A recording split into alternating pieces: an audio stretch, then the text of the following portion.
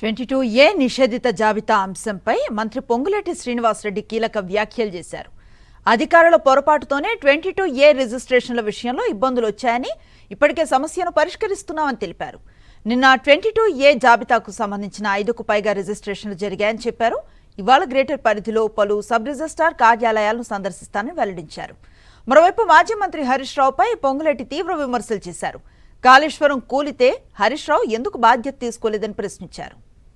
ఏలేటి మహేశ్వరరెడ్డి ఆరోపణలకు తాను భయపడ్నని, ఆధారాలుంటే బయట పెట్టాలంటున్న మంత్రి పొంగులేటి శ్రీనివాసరెడ్డితో మా ప్రతినిధి శేఖర్ ఫేస్ టు ఫేస్.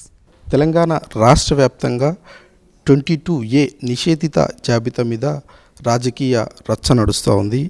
అధికార పార్టీ మీద విపక్ష పార్టీలు విరుచుకపడుతున్నటువంటి పరిస్థితులు ఉన్నాయి. అసలు 22A అనేటువంటి అంశం తెర మీదకి ఎట్లా వచ్చింది అన్నటువంటి విషయం మీద మాట్లాడేందుకు రెవెన్యూ శాఖ మంత్రి పొంగులేటి శ్రీనివాసరెడ్డి మనతో ఉన్నారు. సార్, ఏంటి ఈ నిషేధిత జాబితా ఎందుకు తెర మీదకి వచ్చింది, ఏం జరుగుతుంది? ప్రేక్షకులందరికీ మనస్ఫూర్తి హృదయపూర్వక నమస్కారం. ఆనరబుల్ హైకోర్టు 2025 ఆగస్టు సెప్టెంబర్ ఆ ప్రాంతంలో సుమారు 6,000 కేసులు పైచిలకు హైకోర్టులో ఉన్నవి అనే కారణం చేత ఈ 22Aకి సంబంధించిన లిస్టు వెబ్సైట్లో పెడుతూ, అదే రకంగా ఆనరబుల్ కోర్టుకు కూడా ఒక లిస్ట్ ఇవ్వండి అని ప్రిన్సిపల్ సెక్రటరీ రెవెన్యూ, అదే చీఫ్ సెక్రటరీ గారిని పిలిచి ఆదేశాలు ఇవ్వటం జరిగింది. తదనంతరం కలెక్టర్సు ఈ 22Aకి సంబంధించిన లిస్టుని ఏదైతే ఆన్లైన్లో అప్పటి వరకు ఉందో యాజ్ ఇట్ ఈజ్గా దాన్ని సేమ్ కాపీ చేసి సంతకాలు పెట్టి ఇవ్వటం జరిగింది. ఇక్కడ ఒక పొరపాటు జరిగింది.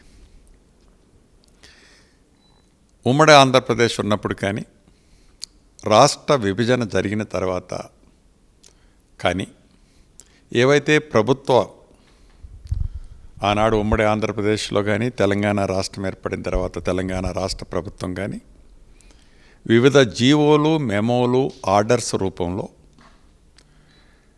ప్రభుత్వ స్థలాలని వివిధ సంస్థలకి అమ్మిన కేసులు కానీ, అదే రకంగా అలొకేషన్ చేసిన కేసులు కానీ, అదే రకంగా వివిధ రూపాల్లో ప్రైవేటు సెక్టార్లకు ఇచ్చిన ఆస్తులతో పాటు కొన్ని సర్వే నెంబర్లు పార్ట్లీ గవర్నమెంట్ ఉండి పార్ట్లీ ప్రైవేటు ఉన్నాయి. కొన్ని సర్వే నెంబర్లో పార్ట్లీ ఫారెస్ట్ ఉండి ప్రైవేట్ ఆస్తులుండి, దేవాదాయ వక్ఫ్ బోర్డుకు సంబంధించిన కొన్ని నెంబర్లు పార్ట్లీ ఉండి ప్రైవేటు ఉన్న వాటి దగ్గర ఇవన్నీ కూడా బై మిస్టేక్ ఒరిజినల్గా ఈ ప్రభుత్వం రాకముందే ప్రొహిబిటెడ్ లిస్ట్లో ఉన్నాయి. కానీ ఇవి ప్రభుత్వ స్థలాలు, ఇవి ప్రభుత్వ స్థలాలు కాదనేది ఇచ్చిన మెమోలు అప్లోడ్ చేయని కారణంగా, అప్లోడ్ చేసి ఆ లిస్టులో వాటిని కరెక్ట్ చేయని కారణంగా ఇదే లిస్టు అని కలెక్టర్ల తొందరపాటుతనంతో ఇయటం వల్ల జరిగిన పొరపాటు ఇది.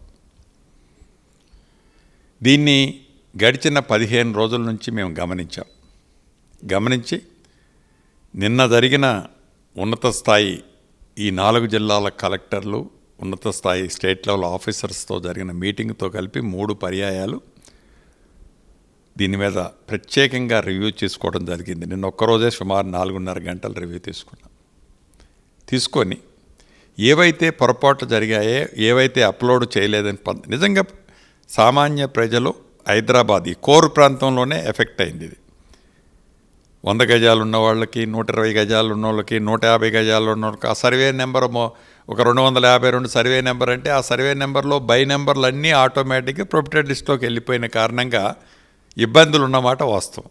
ఫ్యాక్ట్ అది. పబ్లిక్ అనేదాన్ని నేనేం డినే చేయటంలా, నేనేమి దాన్ని తప్పించుకునే వాళ్ళని కూడా నేను అనటంలా. పొరపాటు జరిగింది, దాన్ని సరిదిద్దాలని మా అధికారులు చేసిన పొరపాటుకి నేను కూడా చింతిస్తూ ఈ కోర్ ప్రాంతంలో ఉన్న నా కుటుంబ సభ్యులకి కూడా క్షమాపణ కూడా అడగటం జరిగింది. యుద్ధ ప్రాతిపదిక మీద రాబోయే ఈ మంత్ ఎండింగ్లోపు వీటిని చర్యలు చేపట్టడంతో పాటు ప్రతిరోజు రెగ్యులర్గా ఈ రాబోయే 15 రోజులు ఉన్నత స్థాయిని ఒక కమిటీని ఏర్పాటు చేశాం. రెవెన్యూ సెక్రటరీ లోకేష్ కుమార్ గారు చైర్మన్గా, అదే రకంగా stamps and registration IG Rajiv Gandhi గారు, మిగిలిన 3 ఉన్నతాధికారులతో మొత్తం 5గురితో కమిటీ కాన్స్టిట్యూట్ చేసి ప్రతిరోజు మార్నింగ్ దీని మీద రివ్యూ చేసుకొని ఏమేమి ఆదేశాలు ఇవ్వాలనో, ఎక్కడేం ప్రాబ్లం ఉన్నాయో రెక్టిఫై చేస్తూ శాశ్వతంగా ఈ ఉన్న సమస్యలని ఎలా పరిష్కరించాలనే దానికి కూడా ఒక రూట్ మ్యాప్ తయారు చేశారు నిన్న. దాన్ని కూడా ఇంప్లిమెంటేషన్ చేసి అప్లికేషన్ ఇచ్చిన వాళ్ళకే కాకుండా అప్లికేషన్ ఇవ్వని వాళ్ళకి కూడా ప్రభుత్వ భూములు కాని వాటిని చిత్తశుద్ధితో ఎక్కడా ఏ రకమైన సంకోచం వాళ్ళకు ఉండక్కర్లేదు. రెవెన్యూ శాఖ మంత్రిగా నేను మీకు హామీ ఇస్తున్నాను. వీటిని క్లియర్ చేసే బాధ్యత ప్రభుత్వ పక్షాన నాదే. ప్రతిపక్షాలు ఏవైతే మాట్లాడుతున్నాయో, ఆరోపణలు చేస్తున్నాయో, ఆ చేసే ఆరోపణలో యథార్థం ఏంటి, వారు మాట్లాడే భాషా ప్రయోగం కానీ ఇతరత్ర దాన్ని నేను ఇప్పుడు మాట్లాడను. కానీ ఒకటి నిజం, పొరపాటు జరిగినప్పుడు పొరపాటు జరిగిందనే నేను చెప్తున్నాను. దబాయించట్లా, గుసాయించట్లా. ఆనాడు ధరణిలో కొన్ని వందల మంది ప్రాణాలు వారి పుణ్యమంటూ పోయినా ధరణి అనేది ఒక భూతమని సామాన్య ప్రజలు భయభ్రాంతులు గురైనా వారు ఏనాడు కూడా ఇటువంటి డైరెక్ట్ యాక్సెస్ ఆనాటి ముఖ్యమంత్రి కానీ, ఆనాటి దానికి సంబంధించిన వాళ్ళు కానీ, ఈనాడు కారు కోతలు కూసేవారు కానీ ఆనాటి ధరణిని గురించి ఎప్పుడూ కూడా పొరపాటును అంగీకరించని పెద్ద మనుషులు ఈరోజు ఏదో మాట్లాడుతున్నారు. వారి విజ్ఞతకే వదిలేస్తూ చివరగా ప్రత్యేకంగా ఈ హైదరాబాద్ కోరు ప్రాంతంలో ఉన్న ప్రజానికానికి, నా కుటుంబ సభ్యులకి మళ్ళీ విజ్ఞప్తి చేస్తున్నాను. మీ భూమి, మీ కష్టార్జితం ఏదైతే ఉందో ఒక్క అంగుళం కూడా ఎక్కడికి పోదు. అది మీ ఆస్తి. మీకు క్లియర్ చేసే బాధ్యత నాది. ఎవరిని మీరు చెప్పులు అరిగిందాక తిరగాల్సిన పని లేదు. ఆల్రెడీ నిన్న మధ్యాహ్నం నుంచి ఏవైతే రిజిస్ట్రేషన్లు ఆగిపోయినాయి అని మా దగ్గర ఉన్న లిస్టు ప్రకారం నియర్లీ 753 మంది అప్లికేషన్లో నిన్న ఉదయం వరకు ఇచ్చారు. వాటిని టాప్ ప్రయారిటీలో జెన్యూనిటీ ఉన్నవి సుమారు 450-460 ఐడెంటిఫై చేశాం. నిన్ననే సుమారుగా నాకు తెలిసి ఒక 17-18 రిజిస్ట్రేషన్లు అయ్యాయి. ఈరోజు సైజబుల్గా రిజిస్ట్రేషన్లు అవుతాయి. ఈ కపుల్ ఆఫ్ డేస్లోనే, ఈ వీకెండ్ లోపులోనే ఈ రిజిస్ట్రేషన్లు పెండింగ్ ఏవైతే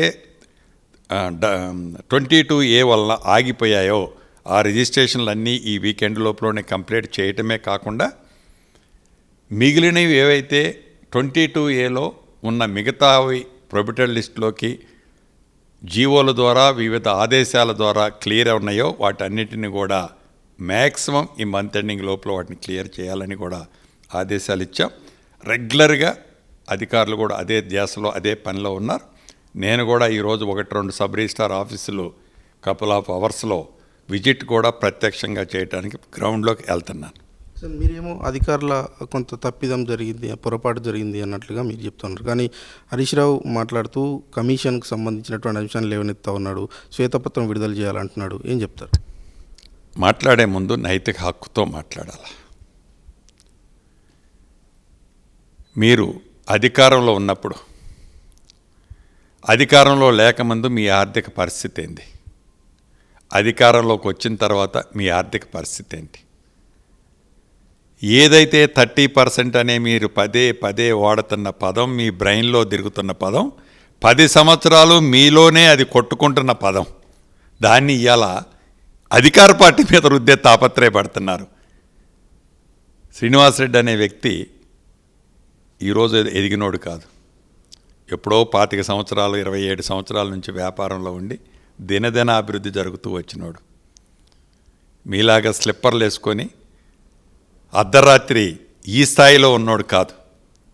అది మాట్లాడే ముందు, మాటకు ముందు మాటకు వెనక నేలకుంద కదా అని ఏ పదాలు ఆ పదాలు మాట్లాడితే ప్రజలు ప్రతిదీ గమనిస్తున్నారు. ఆలోచన ఉండాలి. కాళేశ్వరం జరిగి, ఇంత అవినీతి జరిగి, ఆ కట్టిన కాళేశ్వరం కూలిపోతే నిస్సిగ్గుగా ఏ రోజైనా పొరపాటు జరిగిందని కానీ, జరిగిన తప్పుకి నేను బాధ్యుడిని కానీ అసలు మాట్లాడే మాట్లాడాలనే ఆలోచనైనా వచ్చిందా నీకు? నువ్వా మాట్లాడేది? ఉందా నీకు నైతిక హక్కు? అది వారి విజ్ఞతకే వదిలేస్తున్నాను. సో ఫైనల్గా బీజేపీకి నుంచి కూడా మీ మీద విమర్శలు వస్తూ ఉన్నాయి. ఫినిక్స్ కంపెనీకి కొన్ని ల్యాండ్లు కన్వే అయ్యాయని, కంపెనీ నుంచి మళ్ళీ రాఘవ కన్స్ట్రక్షన్స్కు మారాయన్నటువంటి విమర్శలు వస్తూ ఉన్నాయి. కొద్దిసేపటి క్రితం ఎల్లటి మహేశ్వర్ రెడ్డి బీజేపీ లీడర్ ఆయన ఆరోపణలు చేశారు. ఎట్లా? ఇప్పుడు వారు పదే పదే అంటుంటారు మా దగ్గర సిబిఐ ఉంది, ఈడీ ఉంది, అది ఉంది, ఇది ఉంది అని. తప్పకుండా ఏ ఆధారం ఉన్నా ఆధారాన్ని అసలు దాంట్లో ఉన్నది ఏందో ముందు తెలుసుకొని మాట్లాడాలి. ఎవరు మాట్లాడేనా ఒట్టిగా గుడ్డగాల్చి మీదేయటం కాదు, పడికట్టు పదాలు మాట్లాడటం కాదు. ఏదో పదాలు కొన్ని నాకు తెలుసని ఆ పదాలని తిప్పి తిప్పి అరిగిపోయిన గ్రామ్ ఫోన్ రికార్డులాగా తిప్పటం కాదు. ఎస్ నీ దగ్గర ఏదన్నా ఆధారం ఉంటే ఇదిగో శ్రీనివాసరెడ్డి ఇర్లీగల్గా చేసిన పేపర్ ఇది, దీన్ని 7 నుంచి 7కి. అరే ఫీనిక్స్ అనేది ఒక కంపెనీ, రాఘవ టవర్స్ కట్టేది ఒక కంపెనీ. బిజినెస్ ట్రాన్సాక్షన్స్ 100 వాళ్ళిద్దరే చేసుకుంటారు. నేను ఫీనిక్స్కి చేసిన పేపర్ ఏంటి, వాళ్ళు వీళ్ళకి ఇచ్చింది. నీ దగ్గర ఏం ఆధారాలు ఉన్నాయో చూపించు. కాగితం జేబులోంచి తీయటం, సగం చూపించటం, అది చూపి. ఇట్లా తాటాకు చప్పుళ్ళకి ఈతాకు ఊకిందనో ఇట్లా శ్రీనివాసరెడ్డి అట్లేమీ భయపడదు. ఈ ప్రభుత్వం కూడా అట్లేమి షేక్ అయ్యేది ఉండదు. మొత్తానికి 22A నిషేధిత జాబితాకు సంబంధించి ప్రజలెవరూ ఆందోళన చెందాల్సినటువంటి అవసరం లేదు. ప్రభుత్వం బాధ్యతగా ఉంది, ప్రజలందరికీ న్యాయం చేస్తుంది. ఈ నెలాఖరు వరకు పూర్తి సమస్య పరిష్కారం అవుతుందంటూ మంత్రి పొంగులేటి శ్రీనివాసరెడ్డి అంటూ ఉన్నారు. వీడియో జర్నలిస్ట్ రంగనాయకులతో శేఖర్, సాక్షి టీవీ, హైదరాబాద్.